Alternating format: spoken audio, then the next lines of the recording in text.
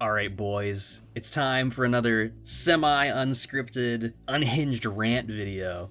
So about, I don't know, 3 weeks ago, I was developing and scanning some film I shot, and so I'm just putting on random YouTube videos to listen to in the background while I'm, doing my thing. And if you're like me and you like to watch videos by people like FitMC or SalC1, you're probably getting recommended this too. The Minecraft code no one has solved? So I thought this video would have been about programming, but no, it's like a creepypasta, quote, ARG, unquote. Did you know there's like a huge group of people that don't actually know what an ARG is, and they think that any scary video online is an ARG? So this guy, Retro Gaming Now, that's kind of his whole thing now. All his recent videos are all these it's all the stuff I hate, pretty much. It's all garbage. I don't watch this stuff, but I watched this Minecraft code one because I put it on and I wanted something to listen to. Nothing against Retro Gaming Now. His videos are well produced. They're good, good audio. It's just that the stuff he talks about is pretty much a list of all the things that I hate, except Skibidi Toilet, which is a cinematic masterpiece.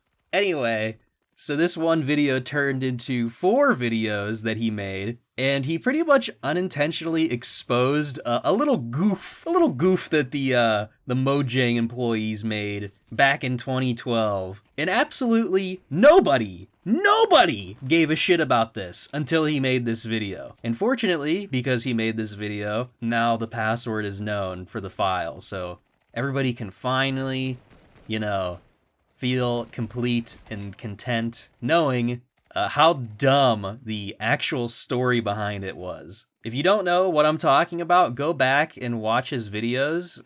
Just skip through the unnecessary explanations about things like the 7-zip file format and stuff like that. There's a lot of padding. I'd say about less than half of the video length is actual video that's you need to watch. But I'll cover kind of what happened here. So back in early 2012, and it always starts all of these quote ARG unquote videos. They always start with a date and a username. A user found or videotaped something. So some random dude is looking at the Minecraft asset directory, and there's a file called Tominecon, which he downloads, and it's password protected. So he goes on the Minecraft forums, he's like, what's this? And no one cares, no one knows. And a few months later, some other nerd posts about this file on hack forums, and this is kind of where the LARP begins.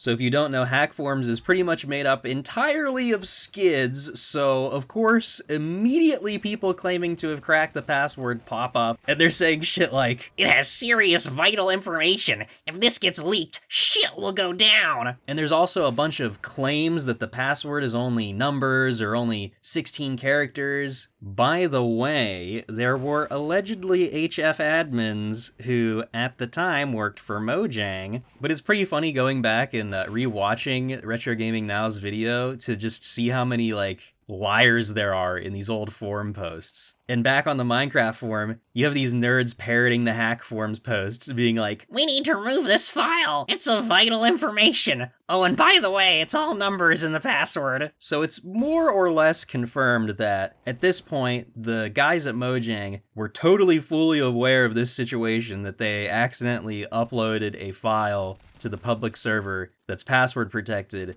that uses a password that's sensitive, that is probably used everywhere else. Could it be that they're like, oh god, what do? We need to swing discussion away from this somehow so we can buy time to maybe change our passwords? I don't know. Could it be that someone from Mojang intentionally spread false information about the password length or contents to dissuade anyone who actually had the capability of cracking it? Not that it matters, because no one actually tried, since it's now known that the password to the original file was only 8 characters long, and it could have been cracked by an extremely rudimentary dictionary attack in a couple seconds, couple minutes maybe. Oh, and it's really funny to go and look at the comments under these videos and seeing all these know-it-all kids trying to be actually, the 7-zip file format hashing means that it would take a bazillion years to crack a password. I don't think they realize that there's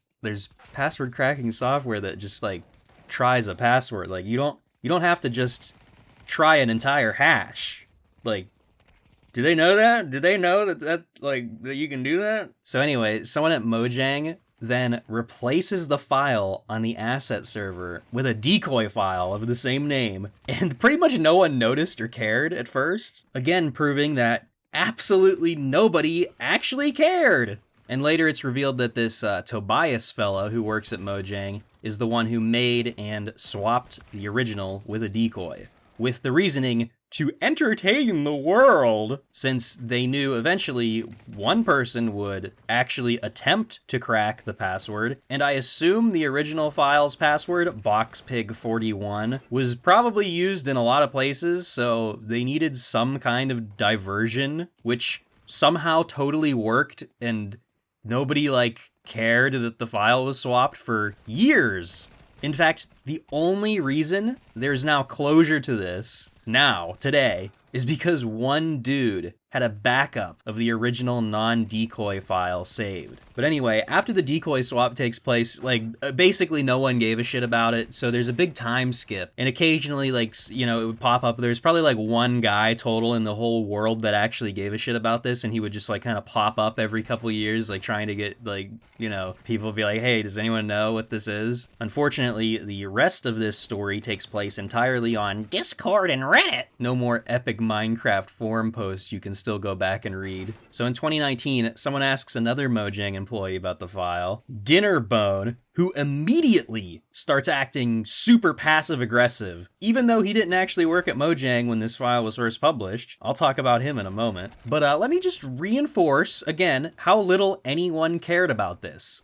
No one even tried to crack the decoy file's password till 2022. And then the password wasn't even revealed till sometime the next year. Why? Oh, just typical They lost media. Discord gatekeeper behavior. I cracked the password, but I'll only tell the moderators of my Discord group. So the decoy file contained a joke video and a random data file, which may or may not be encrypted, so it could actually have something in it. Who knows? The password to the decoy was 16 characters, all lowercase. The spice must flow. Easily crackable by brute force if you limit it to only lowercase letters, or even quicker using a basic dictionary-based cracking method that's 3 basic words in a row, lowercase. That's not that complicated. But it took 10 years for anyone to even try and crack the file, because nobody gave a shit. But anyway, Dinnerbone goes on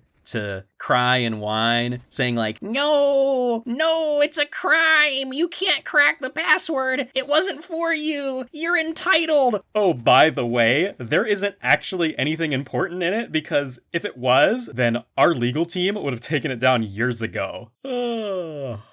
Just another good old day playing real Minecraft. By the way, I never migrated my account. Microsoft removed the ownership of the game that I paid for illegally. So Dinnerbone's acting like the victim of a crime, and I think I know why. After the initial videos come out, the first 1 or 2, Dinnerbone once again pops up to do a Discord Q&A for all the epic lost media liminal space quote ARG unquote kids. So that way he can feel like a super special self-flatulent sniffing enthusiast, even though he, makes it very clear that he's trying to remove his online presence, and he doesn't want attention.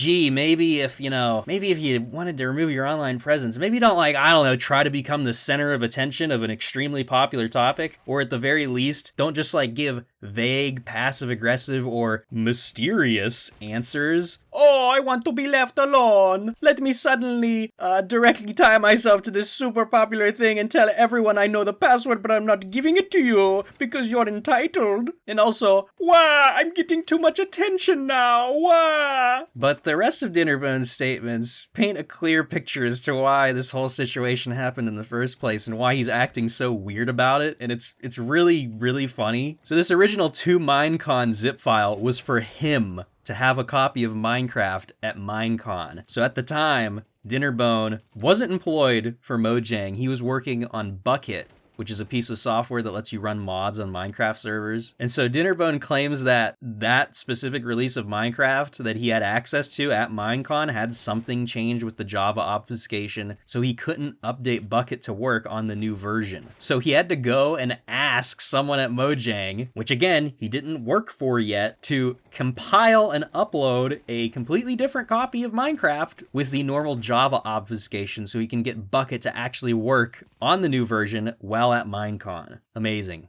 And I wouldn't be surprised if it was that Tobias guy who uploaded it in the first place, since he's the one who swapped it with the decoy. Could it be that Tobias, being a lazy Swede, threw the 2Minecon file up on the public file share by accident and then forgot to remove it? So Dinnerbone goes on to say, I could give you the password, but that's no fun. Again, typical Discord user antisocial special boy weird behavior. And of course, why should I give you the password to something you weren't meant to have? Why do you feel entitled to know the password? Gee, Dinnerbone, maybe it's because it's like really sketchy. Like if you look at it from afar, the situation is really sketchy. There's a password protected file. People start asking questions about it, and immediately it gets swapped for a decoy file. And every time anybody asks about it, they give kind of like, they're like, oh, it's just this. Don't worry, smiley face. It's kind of sketchy. You know, if you're looking at it from far away, it's super sketchy, actually. It really seems like they're up to something. And then Dinnerbone goes on to claim that there's other people who were trying to crack the password who were bringing in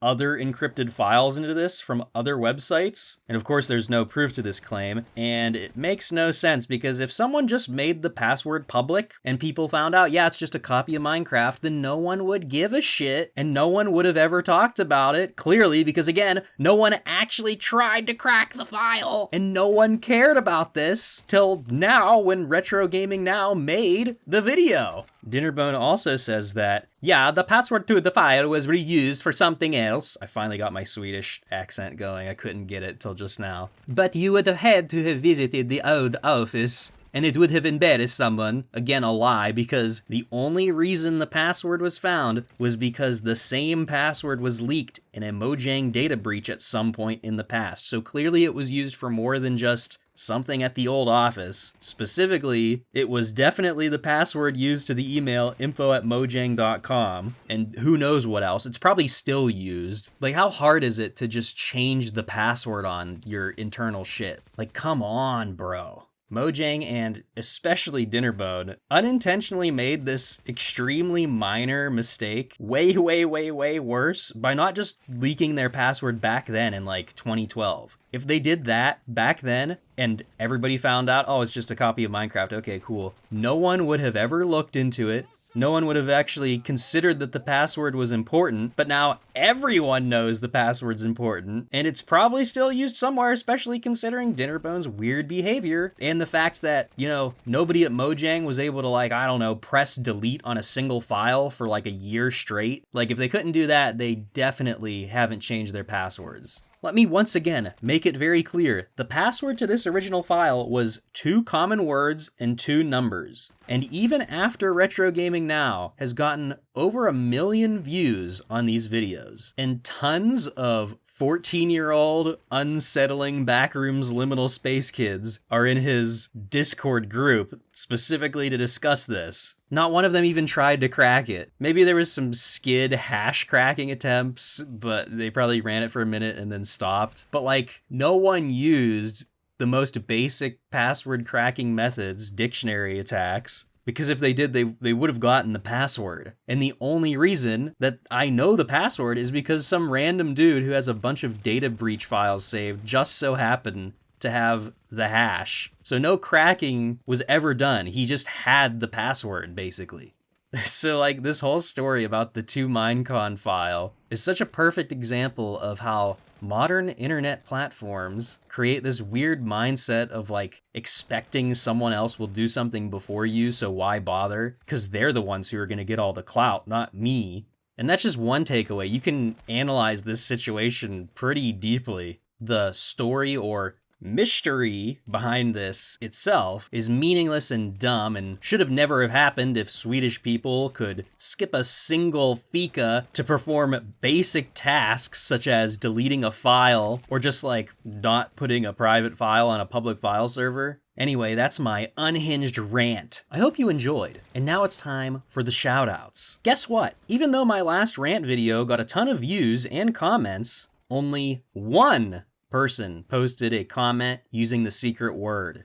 So shout out to my boy, Solid Hyrax, which for some reason I've been reading in my mind as Solid Hydrax. Even though I've known this guy for years, I've always read it as Hydrax. Yeah, I also thought the lyrics to the song Disturbia, she was saying start it up instead of Disturbia for my whole life until I found out that the song's title was Disturbia, and it made sense then to me. So that's, that's one of those situations there. But if you want to be included at the end of the rant video shoutouts, you need to leave a comment on this video that contains the secret word. What's the secret word? Well, it already appeared somewhere on screen in the video. And by the way, maybe try to not make it obvious what the secret word is so other people can't just scroll down and read the comments and be like, oh, there's the secret word. I'm going to comment without watching the video to find the secret word.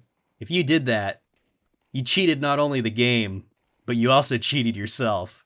You didn't improve, you didn't grow, you took a shortcut and gained nothing. You experienced a hollow victory. So yeah, you have a week or so after this video is uploaded before the cutoff point. Though if, last time, no one posts a comment with the word, then maybe I'll just extend it out to whenever. The cutoff time is kind of there, so that way I don't have to go back and look constantly to see if someone's posted a new comment. But I don't upload these kinds of videos that often, so really you might have months to get in that shoutouts list if I decide to check the comments again before doing the next video. But yeah, that's it. I hope you enjoyed whatever random bulk leftover gameplay footage I included with this video. Go subscribe and watch all of my videos on autoplay, and I'll be back next week with a brand new video.